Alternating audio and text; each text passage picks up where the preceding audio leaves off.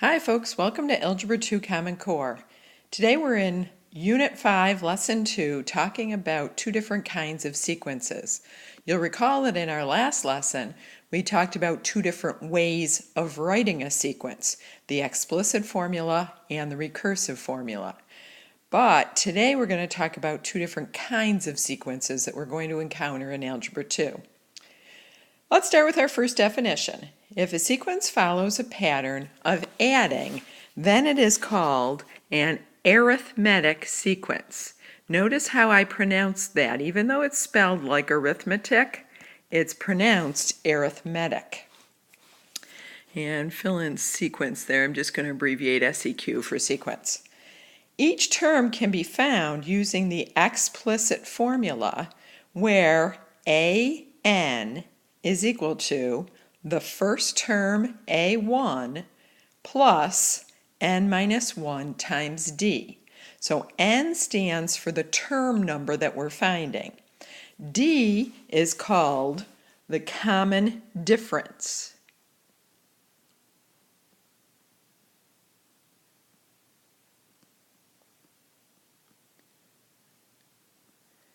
Now, the formula that I've just shown you is the explicit formula, so I can use that formula to find any term in the sequence without already knowing previous terms. We also may want to know what the recursive formula is. All recursive formulas have to have two parts, so of course we'll have to have what the first term is, and then we'll have to have a way of finding the nth term. So in the case of an arithmetic sequence, the nth term is just going to be equal to the previous term, which is of course represented as a subscript n minus 1, plus that common difference. So we're going to get a lot of practice today working with arithmetic sequences. Let's look at the first example. We've got the sequence 4, 9, 14, 19, 24, 29, and maybe you notice that the pattern is add 5 every time. So what that tells me is that the common difference is positive 5 because I'm adding 5 to get the next term. Now let's talk about how to make the explicit formula for this sequence using the formula above in our box. So if I want to find the explicit formula for this sequence, I'm going to say that AN is going to equal the first term, so in the case of this sequence, the first term is 4, plus n stays in my formula, so n minus 1 multiplied by the common difference 5. So if I simplify this formula, I'm just going to put an arrow showing that here's the formula's final state. So AN would be equal to, distribute the 5 through the parentheses, so I'd have 5n, and then I'm going to combine my like terms, so in this case I'm going to have a positive 4, but then 5 multiplies by negative 1, so that gives me a negative 5. Positive 4 plus negative 5 is negative 1. So to find any term in this sequence, I can use the explicit formula a sub n is equal to 5 times n minus 1. Check that out with the fourth term. So if I put a 4 in for n, then I'm going to say a4 would be equal to 5 times 4, which is 20, minus 1, which does give me 19, which was the fourth term of my sequence. So now that I have an explicit formula, I can find any term in that sequence. Let's try the next sequence. Negative 5, 1, 7, 13, 19, 25. Do you notice that the common difference is 6? So that tells me that my explicit formula is going to be a sub n is equal to the first term, negative 5, plus n minus 1 multiplied by the common difference, which is 6. So again, let's simplify that. So I end up with my formula, AN equals 6n minus 11. And if you have to, pause the video and go through the algebra to see where that formula comes from. For the last example here, we're going to say to go from 6 to 5.8 to 5.6 to 5.4. I should notice that I'm not adding, well, I guess I'm adding, but I'm adding a negative number this time because the terms are going down. So what am I adding? I'm adding a negative 0.2. So to get this sequence as an explicit formula, we're going to say a sub n is equal to the first term, 6, plus n minus 1 multiplied by negative 0.2. So when I do the distribution and I add all of that together, I'm seeing that my sequence can be written in explicit form as a sub n is equal to 6.2 minus 0.2n. Now, of course, it doesn't matter which way I write that answer. I could have also written it as negative 0.2n plus 6.2. Let's try the next sequence. They already tell me that it's an arithmetic sequence, but I should be able to tell that by looking at the terms as well. So when I look at the first term, 23, to get to the next term, I'm adding 7. Notice that to go from 30 to 37, I'm also adding 7, and adding 7, and adding 7. So the common difference is just d is equal to 7. To find the 15th term of the sequence, I'm going to first of all want to find that explicit formula. So an is equal to the first term of the sequence, 23, plus n minus 1 multiplied by that common difference, 7. So the explicit formula for this one is a sub n is equal to, again, let's go ahead and distribute here. So I get a 7n, but then 23 minus 7 gives me plus 16. So that's a nice, easy way to find any term in this sequence. If I want the 15th term, then I'm going to say a sub 15 is equal to 7 times 15 plus 16. And yeah, get out your graphing calculator if you want to multiply that all out and add 16. I got that the 15th term was 121. Now again, remember that with an explicit formula, I don't need to know all the terms that come before A15. Let's try a few more examples of arithmetic sequences. So for number 2, 15, 12, 9, 6. Do you notice that to get to each subsequent term, I have to add a negative 3? And again, I know that that common difference is going to be negative whenever the terms of the sequence are decreasing. So my d is equal to negative 3. Find the 25th term. Pause the video for a minute, and I want you to try to come up with the explicit formula and then the 25th term. When you're done, come back and check your answer with mine. Welcome back. I got as my explicit formula an is equal to 18 minus 3n, and the 25th term turned out to be negative 57. If you didn't get that, take a look at your work and see if it matches mine. Now, in example number 3, you'll notice that we're given some different information other than the common difference and the first term of the sequence. So, for this one, it says the 4th term of the arithmetic sequence is 20. The 10th term is equal to 62.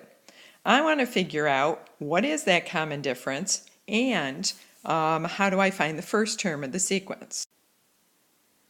So I'm going to take kind of a brute force attack on this problem. I'm going to say, okay, I know the 4th term.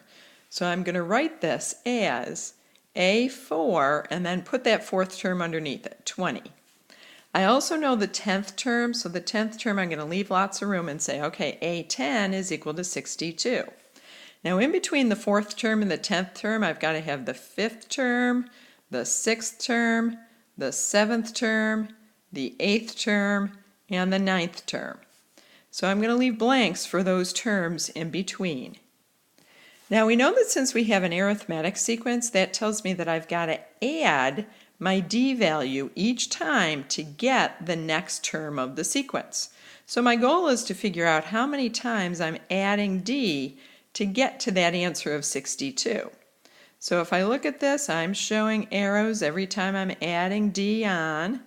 And I see that to go from the 4th term to the 10th term, that shows me that I've added D 1, 2, 3, 4, 5, 6 times. That makes sense because if I look at my subscripts, 10 minus 4 tells me I should have added 6 D's on. So what does that tell me? When I start with A4, 20, and I add D on 6 times, then I'm going to get the final answer of 62. This just gives me a nice, easy linear equation that I can solve.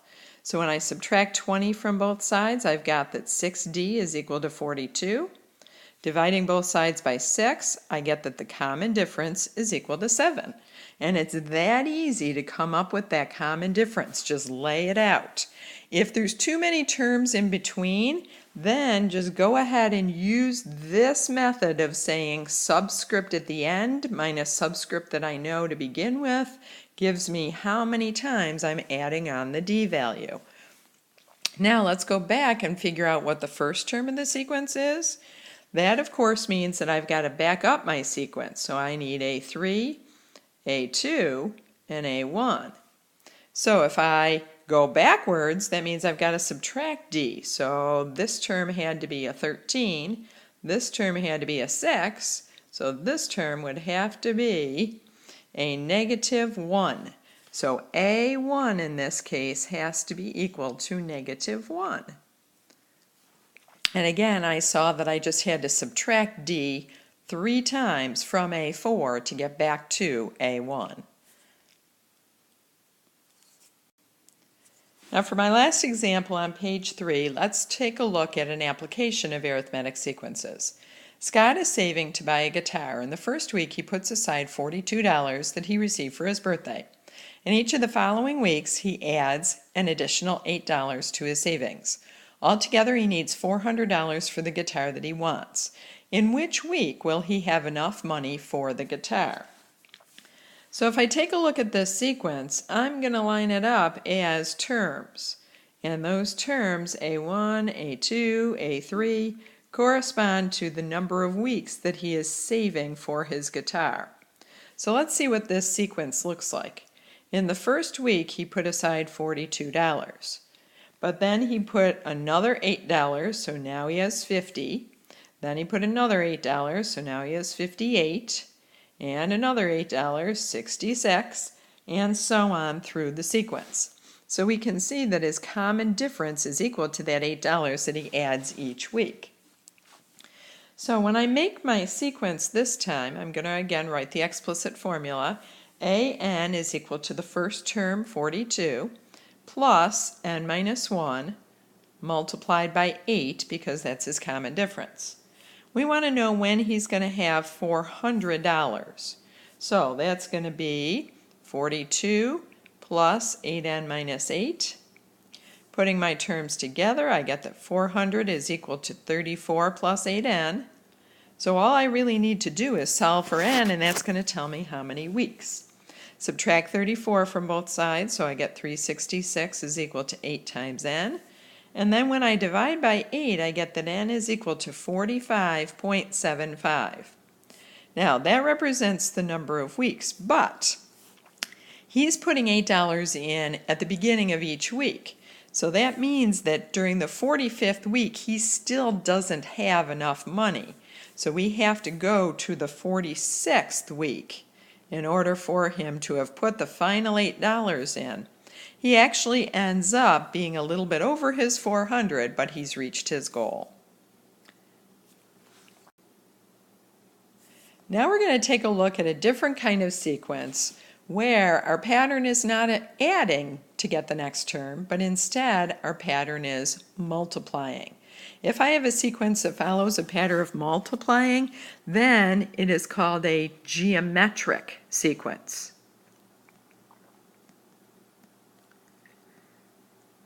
So the way that this looks with my formulas is that for the explicit formula, to get the nth term, I'm going to take the first term and I'm going to multiply by this r value, and I'm going to use that r n minus 1 times as a factor.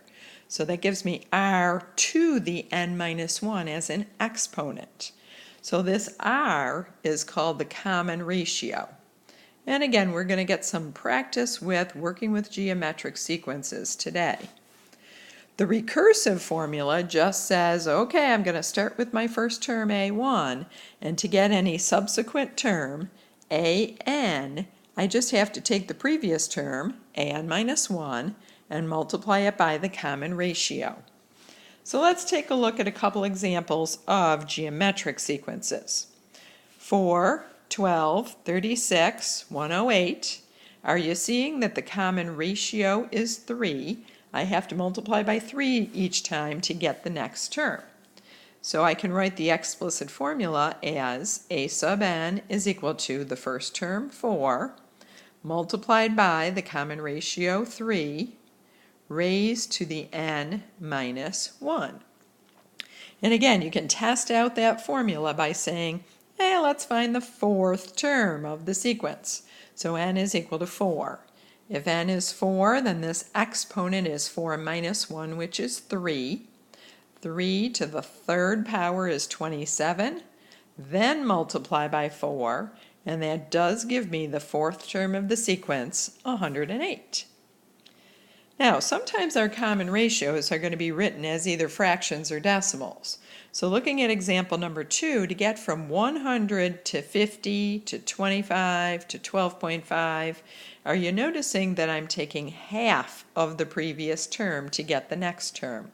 So my common ratio can either be written as 1/2 or as 0.5. An easy way to figure out the common ratio is to take any term. So for example, if I take a3 and divide by the term that came before it, a2. So in this case, 25 divided by 50. As long as you are dividing any term by its previous term, that's going to tell me my common ratio. So for number 3, we're going from 1 to -2 to 4 to -8. Pick any two terms. So for example, if I pick 16 and divide by the previous term, -8, that's telling me that my common ratio is just -2. Let's take a minute to write the explicit formula for example 3. So an would be equal to the first term. Oh, that's nice and easy. It's a 1. Multiplied by the common ratio, -2, raised to the n minus 1. So we could even just simplify this as a sub n is equal to -2 to the n minus 1.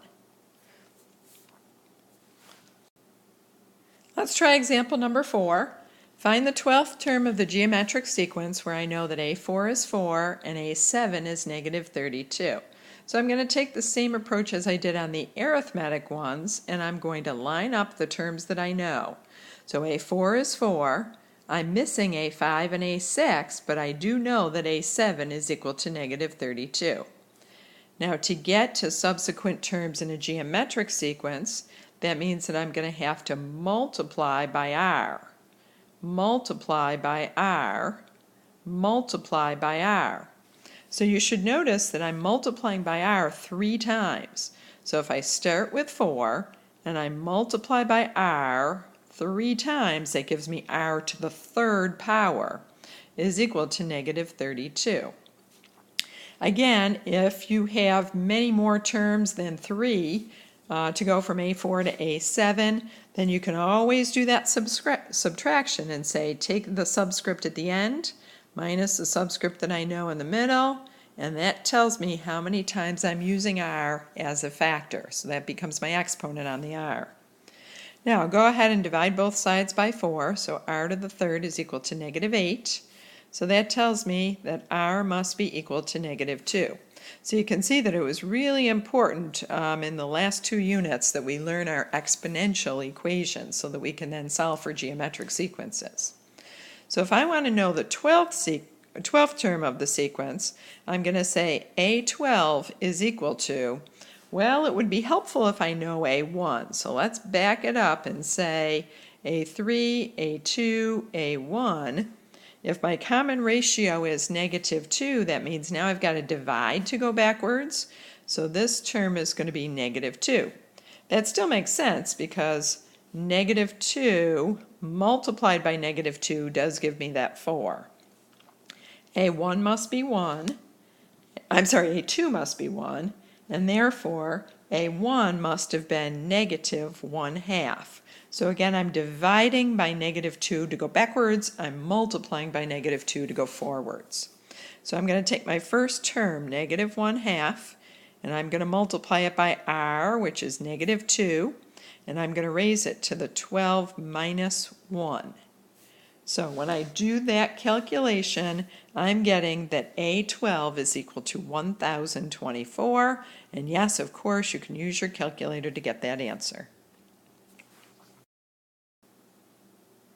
Let's try example number 5 together. Find the first term of the geometric sequence for which r is equal to 3 and a5 is equal to 972. So this time we're missing term number 1. But that's okay because we know how to make an explicit form for a geometric sequence. So you'll remember that an is equal to a1 times r to the n minus 1. So luckily we know a5, so that tells me that I'm going to put a5 over here, and I'm going to put in 5 every place that I see an n. So 5 minus 1 in my exponent. Let's plug in the numbers that I know. So a5 is equal to 972. I don't know a1, so we'll go searching for that. I do know 3, and I do know my exponent, 5 minus 1 is 4. We all know that 3 to the 4th power is 81, so I have 81 times a1 is equal to 972. So to solve for a1, I'm going to divide both sides by 81, so that tells me that a1 must be equal to 12. That's the first term of the sequence. Notice that it helped because I could write down the explicit formula and solve for any part of that explicit formula. Now we're going to start looking in example number 6 at how to make the recursive formula of a sequence. So it says find the first 5 terms of the sequence. I know that a1 is equal to 400, so already that's my first term. I know that the r value is equal to 1/2, so to get to a2, I'm going to take half of 400, which is 200. a3, I'm just going to take half of 200, which is 100. a4 would be half of 100, or 50. And a5 would be half of 50, which gives me 25. Now, how do I go about making the recursive formula?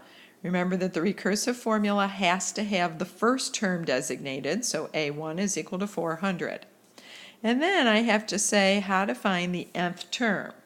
Well, to find the nth term, I'm just going to write the previous term, an minus 1, multiplied by what the r value is.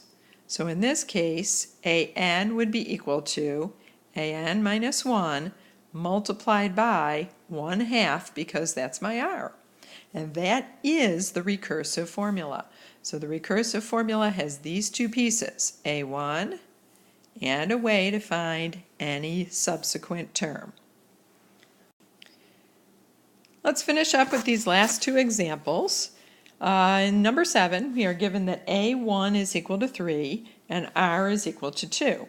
So to write the explicit formula, we're going to say an is equal to the first term, 3, multiplied by 2 raised to the n minus 1. So that's the explicit formula. Now let's find a5 using that explicit formula. So a5 is equal to 3 multiplied by 2 raised to the 5 minus 1, which is 4. Now when I go ahead and do that multiplication, of course, we're always doing our exponent first and then multiplying by 3. So this answer turned out to be 48 for the 5th term of the sequence. Now, how can we instead write the sequence using a recursive formula? Recursive starts with our first term, so a1 is equal to 3. And then we tell the reader or the user how to find an. Well, to find an, we take the previous term, which is an minus 1, and we multiply that by our common ratio, which is 2. Notice that when we're using the recursive formula, that common ratio is just used once because we just multiply the previous term by 2 once. Let's finish off our examples with a geometric sequence that's written in function notation instead of subscript notation. So there's really nothing different about this. We're just going to say this time that f of 1 is equal to 2. We're missing f of 2 and f of 3, but we do know that f of 4 is equal to 250. So we want to find these missing values in between. Because I know that it's geometric, I know that I'm multiplying by r to get each term that comes in between. So I see if I'm going from term 1 to term 4, when I do that subtraction, 4 minus 1 tells me that I'm using r as a factor 3 times. I can also see that down here when I did my little arrows. So if I start with 2 and I multiply by r 3 times, I'm getting the answer of 250. Dividing both sides by 2, r to the third is equal to 125. And again, we know our exponentials, so r is equal to 5. If the common ratio is 5, let's go ahead and fill in the missing terms. 2 times 5 gives me 10. 10 times 5 gives me 50. 50 times 5 does bring me to 250. We've had a lot of practice tonight on geometric and arithmetic sequences. Make sure you understand the difference between the two and what the formulas look like for both of them. We'll be practicing with these a lot more in class. Have a great night.